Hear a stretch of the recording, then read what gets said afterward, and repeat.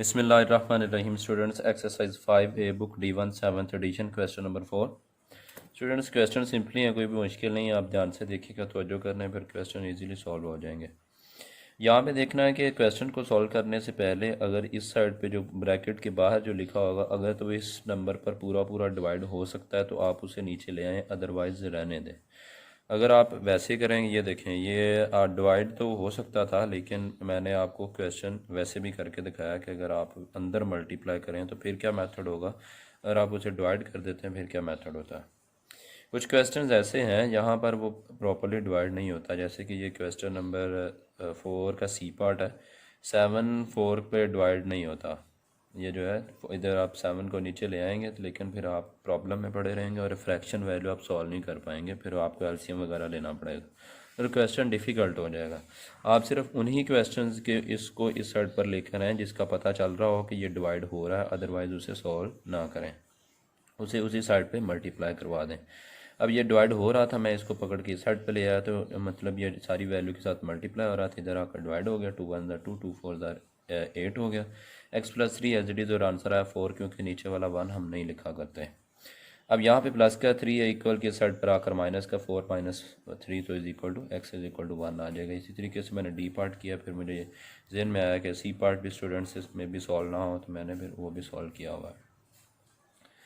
इसको ये भी 18 के टेबल में 3 को अगर डिवाइड करेंगे तो ये हो जाएगा, इस वजह से मैंने इसको डिवाइड कर दिया। 3 1 3 3 6 18 और ये 2 -0.4 एज इट इज़ रहा। अब हमने काम पहले ये करना होता है कि जो x के बिल्कुल साथ वैल्यू पड़ी होती है उसको अभी नहीं छेड़ना होता, और जो दूर पड़ी होती हैं, मतलब कि प्लस या माइनस वाले टर्म्स होती हैं, उनको हम इक्वल। आप सोच रहे होंगे कि ये भी तो माइनस किया है तो इसको क्यों नहीं सॉल्व किया। जी, x वेरिएबल के बिल्कुल साथ अटैच है, तो इसको अभी हमने इस पर वर्क नहीं करना। जो दूर होती हैं, जो उसके गैप पर थोड़े से फासले पर होती हैं, तो उसका साइन देखकर दूसरी साइड पर ले जाते हैं। तो इसके स्टार्ट पे कुछ नहीं है तो प्लस है, तो इक्वल की साइड पर आकर ये माइनस हो जाएगा, तो 6 - 2 4 और ये एज इट इज़ आ जाएगा। उसके बाद ये जो बिल्कुल साथ वैल्यू अटैच है, ये क्या हो रही है, मल्टीप्लाई, तो इस साइड पर आकर डिवाइड हो जाएगी, तो 4 के नीचे लाकर इसे डिवाइड कर दिया। अब ये प्लस और ये माइनस, प्लस माइनस माइनस, तो माइनस हम ऊपर लिख लेंगे। अब ये 4 का मैंने 40 बना लिया और ये 0.4 का 0.4 का मैंने 4 बना लिया। अब ये कैसे बना है। अब स्टूडेंट्स, हम जानते हैं कि जिसका डेसिमल पॉइंट कहीं नहीं होता तो उसके यहाँ पे लास्ट पे लगा होता है, लेकिन हम लगाते नहीं हैं। ये सिर्फ समझाने के लिए लगा रहा हूँ, इधर आएगा नहीं। तो जब हम इसका नीचे से एक मूव करवाना चाहते हैं ताकि डेसिमल से हमारी जान छूट जाए, तो हम एक इधर मूव करेंगे तो फिर एक ऊपर से भी मूव करना पड़ेगा। जब ऊपर से एक मूव करेंगे तो आगे तो कुछ भी नहीं है, तो हम खुद से ज़ीरो लगाकर मूव करवाएंगे और लास्ट पर आ जाएगा। तो लास्ट पर डेसिमल पॉइंट नहीं लगाया जाता, और इसका भी फिर लास्ट पर आ जाएगा। जब एक ऊपर से मूव करवाया, एक नीचे से भी, तो एक नीचे से मूव कराएंगे 4 आ जाएगा, शुरू वाला 0, और फिर पॉइंट जो है वो लास्ट पर आने की वजह से वो ख़त्म हो जाएंगे।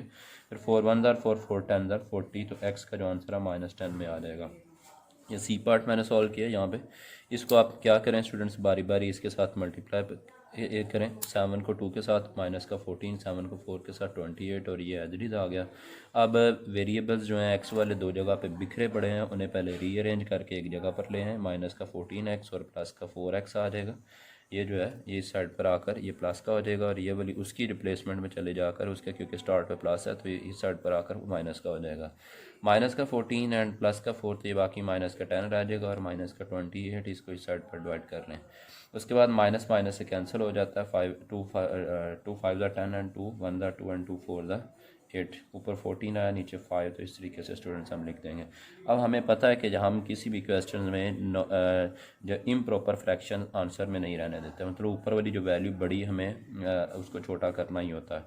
तो ये मैंने रफ वर्क में किया है। 14 को अंदर रखें, 5 पर डिवाइड करें, 5 2 10, और 4 नीचे बात जगह से राउंड कर दें, 4 ऊपर चला जाएगा, और ये जो 2 है ये साइड पे आ जाएगा, और यही 5 जो है ये नीचे आ जाएगा।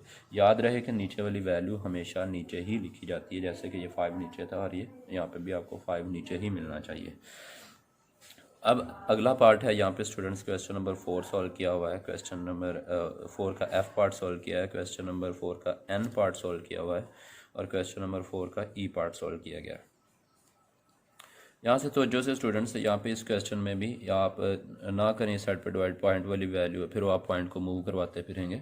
तो आप 4 को अंदर मल्टीप्लाई कर दें, 4 3 12 वाई, और 4 को इससे मल्टीप्लाई किया, 4 1 4 और 4 16, और पॉइंट एक डेसिमल पॉइंट के बाद एक डिजिट आप भी एक छोड़कर लगा दें। यहाँ पे 7.6 है डिजिट आ गया, और ये जो प्लस की वैल्यू इक्वल के साइड पर आकर माइनस की होगी। मैंने ये जानबूझ के स्पेस छोड़ी हुई है, ये इधर से वैल्यू निकल जाएगी ताकि आप लोग अच्छे से समझ सकें, कहीं करते हुए आप प्रॉब्लम ना करें। लेकिन आपने जब खुद करना है तो इस स्पेस को आपने कवर करना है, इतना फासला नहीं रखा जाता क्वेश्चंस में।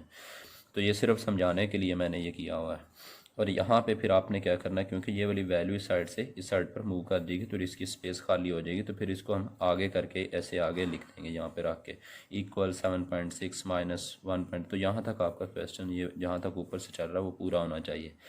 अब यहाँ पे अब तो हमारे पास और कोई चारा नहीं है, इसको प्लस माइनस किया यहाँ पे साइड पर आप फर्क में मैंने किया, तो माइनस बड़ी ऊपर रखी और छोटी वाली को माइनस करके, और जब प्लस माइनस करते हैं तो डेसिमल पॉइंट को डेसिमल पॉइंट के एग्जैक्ट ऊपर नीचे रख के हम प्लस या माइनस किया जाता है। लेकिन मल्टीप्लाई में ये रूल नहीं होता, उसमें किसी भी नंबर को कहीं भी रख के हम मल्टीप्लाई कर देते हैं।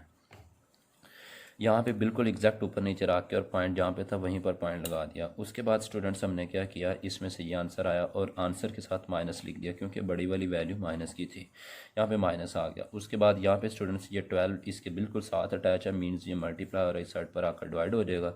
अब ये भी डेसिमल पॉइंट वाली वैल्यू, तो डेसिमल पॉइंट को काटना हो तो हम क्या करते हैं, एक नीचे से मूव करवा देते हैं, और इसका भी जिसका कहीं नहीं होता उसका लास्ट पे होता है, इसका भी एक आगे मूव करवाया, इसका एक आगे मूव करवाया तो वो 120 बन गया, और इसका एक आगे मूव करवाया तो वो 88 हो गया। जब ऊपर से और नीचे से दोनों साइड से एक एक मूव करवा देते हैं फिर क्वेश्चन पर कोई फ़र्क नहीं पड़ता, और वह ये काम हम कर सकते हैं। अब स्टूडेंट्स उसके बाद मैंने ये इसको 8 पर कटिंग की, 8 1 8 और 8 1 8, 8 1 ये भी 8, क्योंकि 8 2 16 हो जाता था, ये छोटा था, 8 1 8, और यहाँ से स्टूडेंट्स बचे हमारे पास 4 और 4 0 के साथ लगे तो 40, और 8 5 40, ऊपर हमारे पास 11 आ गया, नीचे 15, और ये माइनस का साइन साथ में एज इट इज़। अगर ये ऊपर वाली वैल्यू होती बड़ी तो हमें इसको भी मिक्स्ड में कन्वर्ट करना था। ये वाला क्वेश्चन मैंने किया, इसको इसके साथ मल्टीप्लाई करें, 5 को 7 के साथ 35, और साथ में f है, और 5 को 3 से मल्टीप्लाई करें -15, और 18 को f से करें, 28 को f से। ये बारी बारी बात सुन लें, ये ऐसे मैं आपको बार बार हर बार बता चुका हूँ स्टूडेंट्स, पहली वाली वैल्यू के साथ कर देते हैं, दूसरी वाली वैल्यू के साथ मल्टीप्लाई नहीं करते और फिर क्वेश्चन गलत हो जाता है। इसके साथ किया तो 35 f आ गया, इसके साथ किया तो 5 3 15, 28 को f से मल्टीप्लाई किया 28 f, और 1 से किया तो 28 आ गया। अब ये f वाली दो जगह पे बिखरी पड़ी थी, अब इसको भी इस साइड पर ले आए और इस ये कांस्टेंट नंबर को इसकी जगह पर ले आए। ये जो है इसको उठा के हमने क्या किया, इसकी रिप्लेसमेंट में, और माइनस के 15 को इसकी रिप्लेसमेंट में। लेकिन स्टूडेंट्स याद रहे दोनों के साइन चेंज हो जाएंगे, इसके स्टार्ट पे प्लस का आया तो इधर आकर ये माइनस का 28 हो गया, और ये माइनस का 15 है, इस साइड पर आकर ये प्लस का 15 हो गया। अब ये प्लस माइनस तो माइनस करेंगे, 35 में से 28 निकाल दें तो 7 बाकी रह जाते हैं, यहाँ से 28 में से 15 निकाल लें, 13 साइन वो आता है जो बड़ी वाली वैल्यू होती है, 7 इधर मल्टीप्लाई और इस साइड पर आकर ये डिवाइड हो जाएगा। स्टूडेंट्स इसका ये मैंने रफ वर्क किया हुआ है, ऊपर वाली वैल्यू बड़ी थी नीचे वाली छोटी थी, इसको मिक्स्ड में मैंने ये कन्वर्ट किया हुआ, तो ये जो 6 ऊपर चला जाएगा वन साइड पे और 7 ये नीचे आ जाएगा। लास्ट वाला ई पार्ट भी मैंने इसके अंदर सॉल्व कर दिया है ताकि आप किसी किस्म की आपको परेशानी ना रहे इस क्वेश्चन में, ताकि फिर आप जितने बाकी के पार्ट हैं फिर आप आसानी से सॉल्व कर सकें। इस क्वेश्चन में देखें, ये भी पॉइंट वाला क्वेश्चन है, 2 को जब आप 2 से मल्टीप्लाई करेंगे फिर इसके साथ इधर लाकर आप डिवाइड भी कर सकते हैं तो क्वेश्चन तब भी सॉल्व हो सकता है। तो मैंने जानबूझ के अंदर मल्टीप्लाई कर दिया ताकि आप दोनों तरीक़ों से ये ना सोचें कि सिर्फ एक ही मेथड से क्वेश्चन हो सकता है, आप जिस मर्जी मेथड से इस क्वेश्चन को सॉल्व कर सकते हैं। 2 को 4 से मल्टीप्लाई किया तो 4x आ गया, और इसको इसके साथ मल्टीप्लाई किया, पहले इधर मल्टीप्लाई किया जाता है फिर बाद में इसके साथ। 2 को 2 से मल्टीप्लाई किया 4, पहले इधर क्यों किया जाता ताकि कोई कैरी आए तो वो आगे वाली साइड पर आ सके। 2 2 4 और फिर 2 2 4, और पॉइंट एक के बाद है तो हम भी एक के बाद लगा देंगे। अब ये माइनस की वैल्यू थी, इसको उठा के इक्वल की दूसरी साइड पर फिर बताता चलूँ, ये स्पेस आप लोगों ने नहीं छोड़नी होती, सिर्फ समझाने के लिए लगा दिया करता हूँ।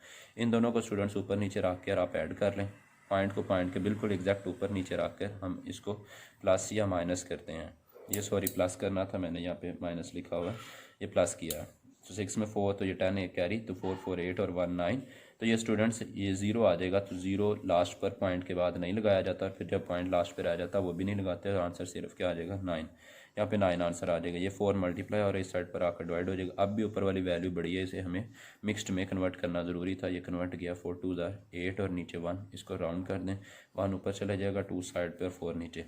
याद रहे कि स्टूडेंट्स इस क्वेश्चन में बुक वाले ने पीछे पॉइंट में आंसर दिया हुआ है, ये पॉइंट में कन्वर्ट करना कोई ज़रूरी नहीं है, क्योंकि ऊपर किसी क्वेश्चन में उसने पॉइंट में कन्वर्ट नहीं किया।